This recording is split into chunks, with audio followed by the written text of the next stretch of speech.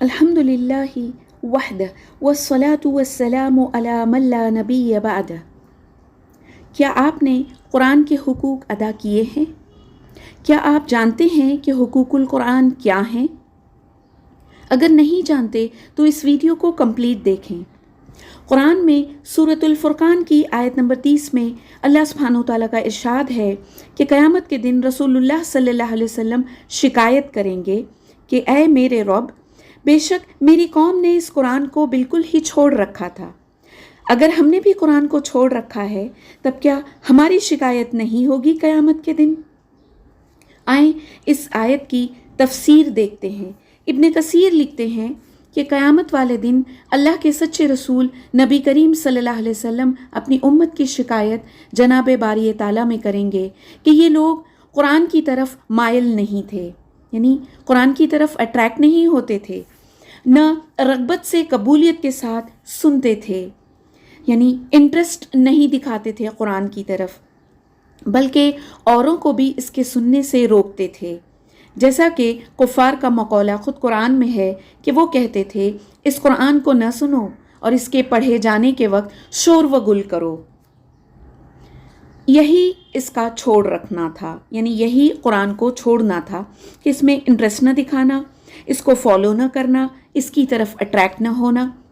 آگے لکھتے ہیں کہ نہ اس پر ایمان لاتے تھے، نہ اسے سچا جانتے تھے، نہ اس پر غور و فکر کرتے تھے، نہ ہی اسے سمجھنے کی کوشش کرتے تھے، نہ اس پر عمل تھا، نہ اس کے احکام کو بجا لاتے تھے، نہ اس کے منع کردہ کاموں سے رکتے تھے، بلکہ اس کے سوا اور کاموں میں مشغول رہتے تھے۔ ہمارا کیا حال ہے؟ کیا ہم اس قرآن پر ایمان لائے ہیں؟ کیا ہمیں پتہ ہے اس پر ایمان لانے کا مطلب کیا ہے؟ کیا ہم جانتے ہیں کہ اس میں غور و فکر کس طرح کرنا ہے؟ کیا ہم نے غور و فکر کیا؟ کیا ہم نے اس کو سمجھنے کی کوشش کی؟ کیا ہم نے اس پر عمل کیا ہے؟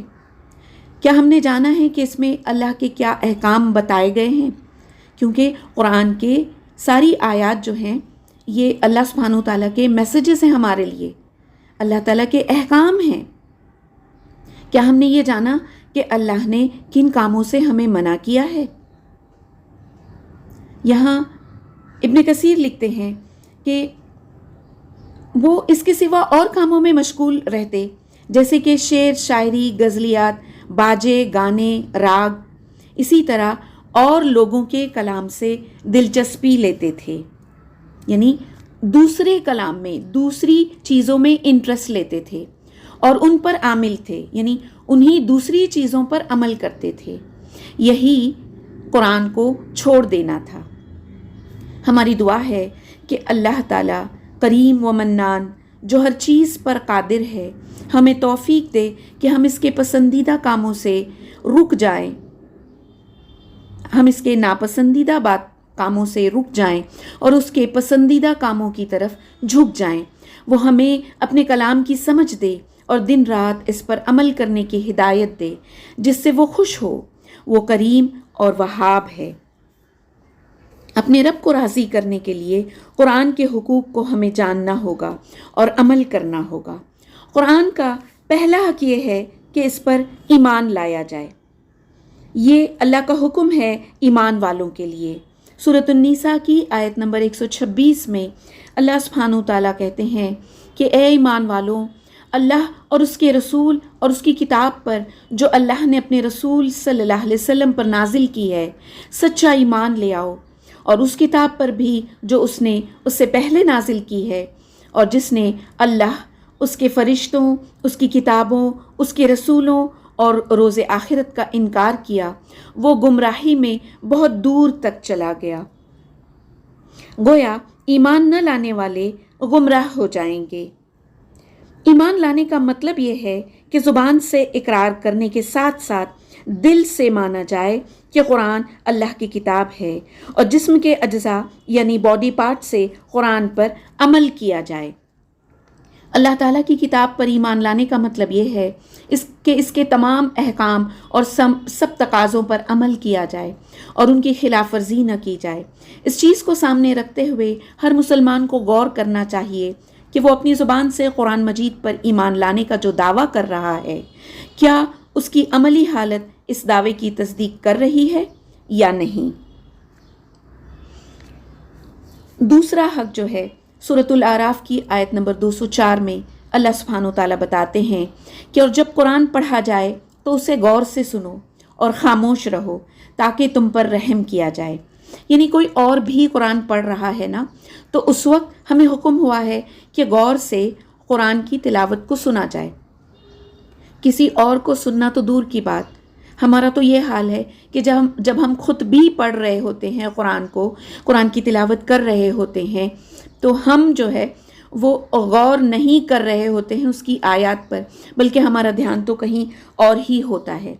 اللہ ہمیں جو ہے اس آیت کے مطابق عمل کرنے والا بنائے۔ تیسرا حق جو ہے وہ ہے قرآن کی تلاوت۔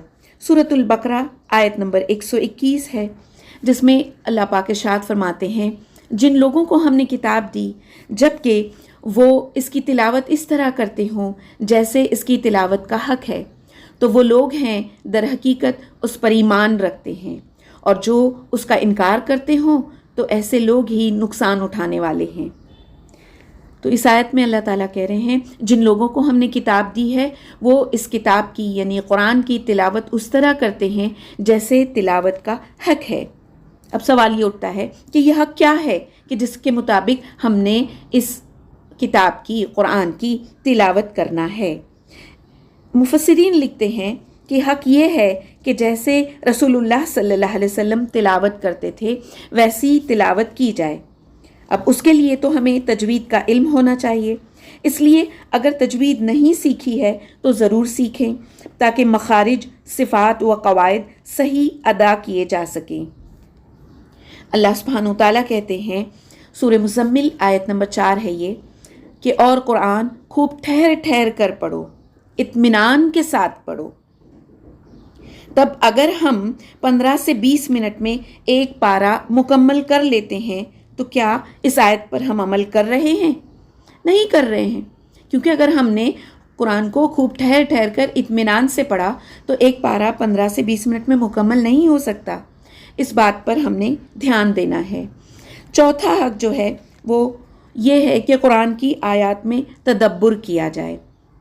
سورہ صاد آیت نمبر 29 اللہ پاک ارشاد فرما رہے ہیں، اے نبی صلی اللہ علیہ وسلم، یہ کتاب جو ہم نے آپ پر نازل کی ہے بہت بابرکت ہے، تاکہ وہ اس کی آیات پر تدبر کریں اور عقل مند لوگ اس سے سبق حاصل کریں۔ اس قرآن کی آیات میں تدبر کرنے کی بات اللہ پاک جو ہے وہ یہاں پر کر رہے ہیں۔ آیات میں تدبر کرنا ہے، مطلب کیا؟ تدبر کا مطلب ہوتا ہے غور و فکر کرنا۔ پہلے آیت کی تلاوت کی جائے، اس کا مطلب سمجھا جائے، تفسیر پڑھنے کے بعد اور اچھے سے اس کو سمجھنے کے بعد اپنے آپ سے پوچھنا ہوگا کہ اس آیت کے مطابق میں کہاں ہوں؟ کیا میں اس آیت کے مطابق عمل کرتی ہوں یا نہیں کرتی؟ یہ ہے تدبر۔ کیا ہم ایسا کرتے ہیں؟ یہ قرآن کا حق ہے، کیا ہم اس کو ادا کرتے ہیں؟ پانچواں حق جو قرآن کا ہے وہ ہے قرآن پر عمل کرنا۔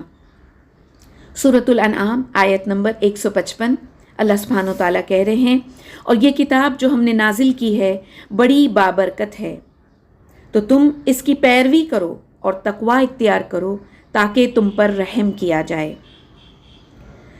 یعنی اگر اللہ کا رحم ہم کو چاہیے کہ جس کے بنا ہم جنت میں نہیں جا پائیں گے، جو ایک حدیث میں ہم کو ملتا ہے، تو اس کے لیے بھی یہ چیز ضروری ہے کہ قرآن کا یہ حق ادا کیا جائے کہ قرآن یہ جو اللہ نے مبارک کتاب ہم پر نازل کی ہے اس کی آیات پر عمل کیا جائے۔